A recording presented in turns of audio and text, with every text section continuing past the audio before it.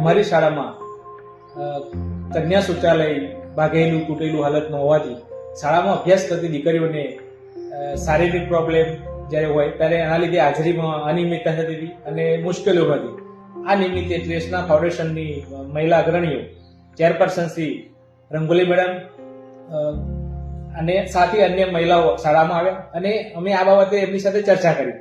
આ ચર્ચા દરમિયાન તેમણે ટીએલડી ટર્બો ઇન્ડિયા પ્રાઇવેટ લિમિટેડ CSRના સહયોગથી અને ટ્રેસના ફાઉન્ડેશનના સંયુક્ત ઉપક્રમે શાળામાં કન્યા શૌચાલય બનાવવાની શરૂઆત થઈ. ટ્રેસના TLT કંપની તરફથી અમને જે આ ફેસિલિટી આપી એના લીધે સૌથી મોટો બેનિફિટ એ થયો કે છોકરીઓ રેગ્યુલર આવતી હતી, તેમનો શરમ સંકોચ દૂર થયો અને એના કારણે છોકરીઓની રેગ્યુલર હાજરી પણ થઈ.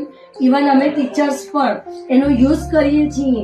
એના કારણે અમને પણ થોડીક ફેસિલિટી મળી કે જ્યારે અમને થોડીક આમ કહેવાય ને કે શરમ જે આવી એ દૂર થઈ ગઈ અમારી શરમ. આ ટોયલેટ અમને ઘણો ઉપયોગી છે. પહેલા અમારું જૂનું હતું જે તેનાથી તે થોડું તૂટલું અને એવું હતું તો એનાથી અમને પ્રોબ્લેમ થતા હતા. અમે પીડીએસમાં હતા ત્યારે અમારે ઘરે રહેવું પડતું હતું.